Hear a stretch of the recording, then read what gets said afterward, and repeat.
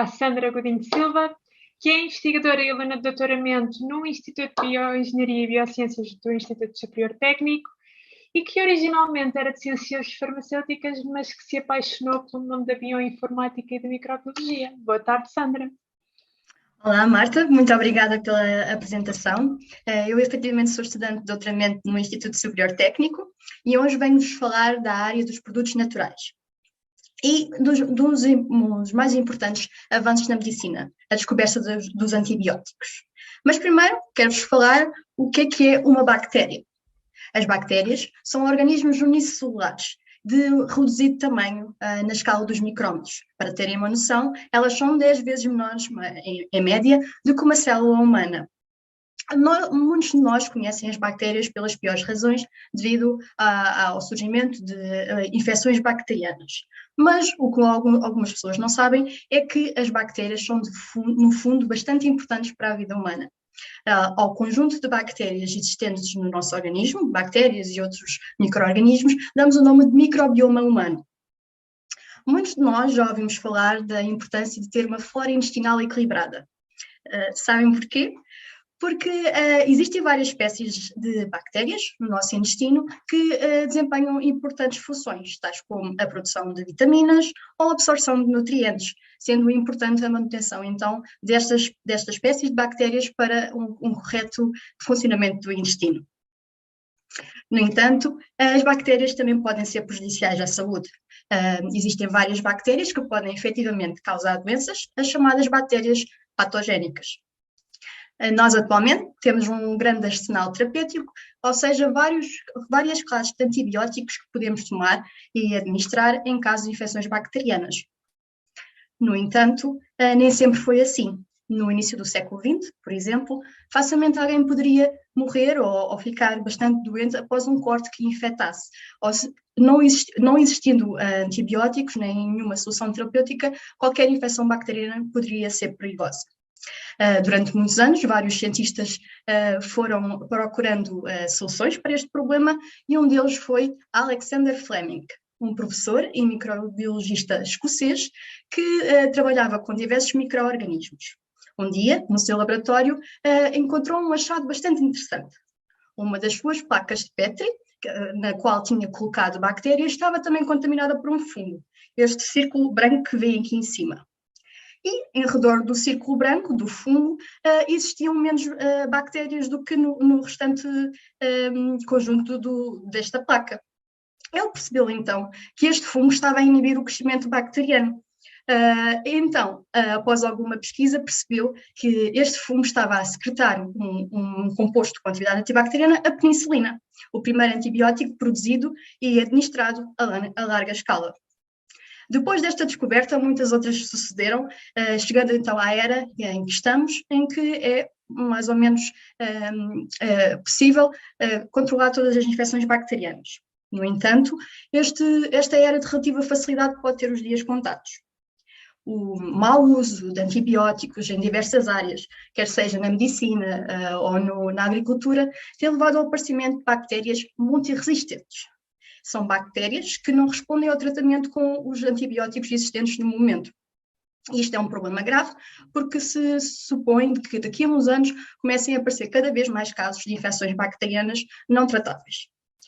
Surge então a necessidade de continuar à procura de novas moléculas com atividade antibacteriana, sendo aí que entra o meu trabalho de investigação.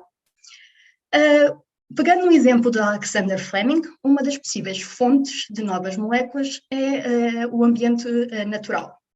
Mais precisamente, no meu caso, outras bactérias que produzem compostos com atividade antibacteriana. Se formos pensar numa comunidade microbiana com diversas espécies, existe a possibilidade de algumas espécies de bactérias produzirem compostos que inibem o crescimento das espécies competidoras. Basicamente um mecanismo de competição e de vantagem.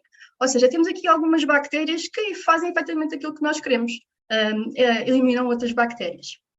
No meu caso, no grupo de investigação em que me encontro, no Instituto Superior Técnico, nós estudamos bactérias do ambiente marinho, que vêm tanto de corais, de esponjas marinhas, entre tantas outras. Nós, frequentemente, fazemos um isolamento de novas espécies, tanto para perceber o ambiente marinho, mas também para descobrir novas espécies bacterianas que possam ser interessantes para nós.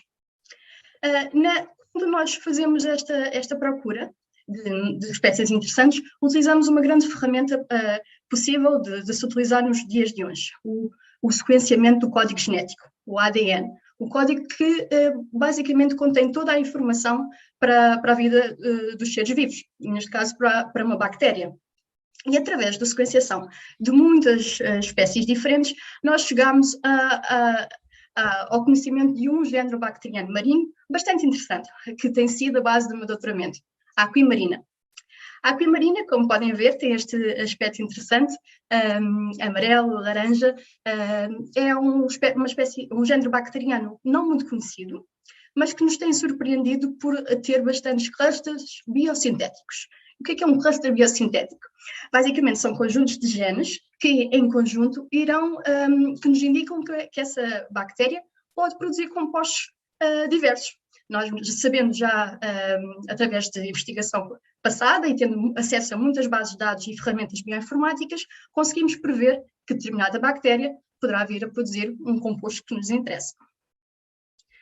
Passo então, depois desta análise bioinformática, para o laboratório e faço alguns testes que, de uma forma interessante, são semelhantes à descoberta de Alexander Fleming.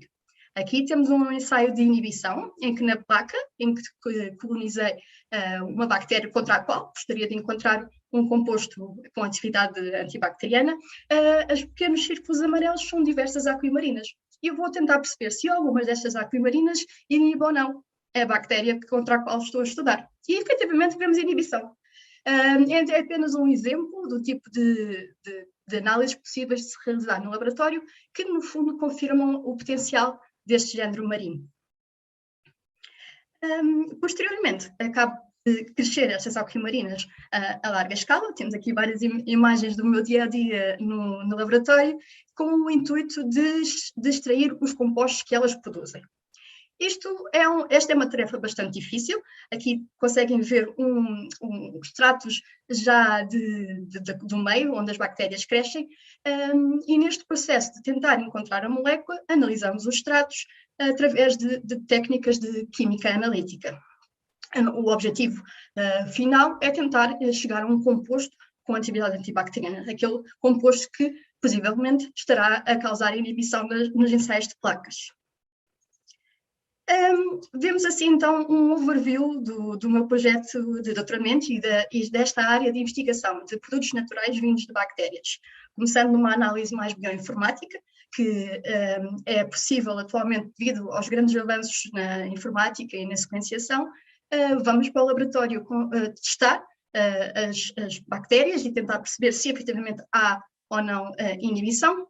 Tentamos então utilizar técnicas de química analítica para elucidar compostos e, possivelmente, ou se tivermos sorte, chegarmos a um composto. Como podem imaginar, todo este processo é bastante complexo e nem sempre há garantias de se encontrar o composto que estamos à procura. Mas, no entanto, todo este processo é bastante importante porque pelo caminho vamos percebendo o funcionamento desta bactéria, vamos descobrindo novas técnicas, vamos utilizando vários processos que vão avançando a ciência e todos em conjunto poderemos um dia chegar a um novo composto antibacteriano. Agradeço a vossa atenção, espero que tenham aprendido um pouco e estou aqui disponível para responder às vossas questões. Muito obrigada, Sandra, pela tua palestra. Foi realmente muito gira de perceber e bastante interativa. Portanto, obrigada também pela tua criatividade. Passo agora à Denise para as perguntas e respostas, que lembro, podem ser feitas no Q&A ou com a opção de levantar a mão. Obrigada, Sandra. Nós temos uma pergunta da Ana Isidro. Eu ia pedir a Ana para dar permissão para a Ana Isidro falar. Olá. Olá, Sandra. Gostei imenso da talk, foi muito interessante. Gostava só de perguntar, a ideia no final seria ter outra bactéria a produzir este composto que seria antibacteriano, ou seria de tal forma explorar essas Não percebi. Marinas. Com marinas, sim, sim. Até ao máximo da sua capacidade. Acaba por ser um pouco das duas. Há várias possibilidades quando se está a estudar uma espécie bacteriana tão interessante. Claro que o ideal seria encontrar um composto, uma molécula que tenha atividade, porque essa molécula poderia ser estudada posteriormente para entrar na pipeline do medicamento. É sempre esse o objetivo. Mas pelo caminho também vamos percebendo quais são os mecanismos regulatórios, como é que o funcionamento da bactéria, da aquimarina, ocorre. Então, apesar de podermos não chegar ao final, a uma molécula, porque é algo complicado, mas vamos avançando no conhecimento de todo o funcionamento da célula. Obrigada, Sandra. Nós temos uma pergunta também no Q&A. A Patrícia Rodrigues está a perguntar: olá, Sandra, poderia explicar melhor como concilia o seu trabalho informático com as experiências que realiza no laboratório com a bactéria aquamarina? Sim, claro. Então, nós atualmente temos a possibilidade de conhecer o código genético, o ADN, muito mais facilmente do que anteriormente. Atualmente é possível, com relativa facilidade, sequenciar o genoma completo de uma bactéria. E quando temos acesso a essa informação, conseguimos prever muito do funcionamento da bactéria. Não tudo, porque nem tudo é conhecido, mas à medida que vários investigadores vão fazendo descobertas no laboratório, vão associando o gene à função. E é isso mais ou menos que eu vou fazendo. Vou à procura especificamente de genes que estão relacionados com o metabolismo secundário ou com produção de produtos naturais com atividade interessante e assim seleciono uma bactéria, neste caso as aquimarinas, pego nelas e vou para o laboratório. Aí começo a fazer as experiências em vivo e tento perceber se ela está ou não a expressar um composto interessante. Basicamente, a bioinformática serve um bocadinho como uma ferramenta comparativa que nos permite focar numa bactéria com maior probabilidade de dar aquilo que nós queremos. Eu peço desculpa. No final, a química analítica é essencial porque a bactéria, a aquimarina, irá produzir tantos compostos, mesmo muitos compostos, e só através de técnicas avançadas é que conseguiremos chegar à molécula final. Obrigada, Sandra. Temos ainda 3 minutos, não sei se alguém tem mais perguntas. Lembrando sempre que podem clicar no levantar a mão aqui em baixo ou fazer o nosso Q&A. Maria da Mata, acho que levantou a mão. Ok. Maria da Mata, ia só pedir então a Ana para dar permissão a Maria para falar, se faz favor.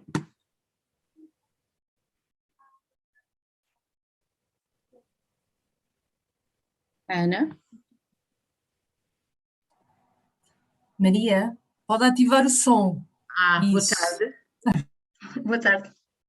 Obrigada e parabéns pela sua apresentação. Eu estava a dizer que sou de Química, mas não tive Biologia na minha formação, o que é uma grande falha.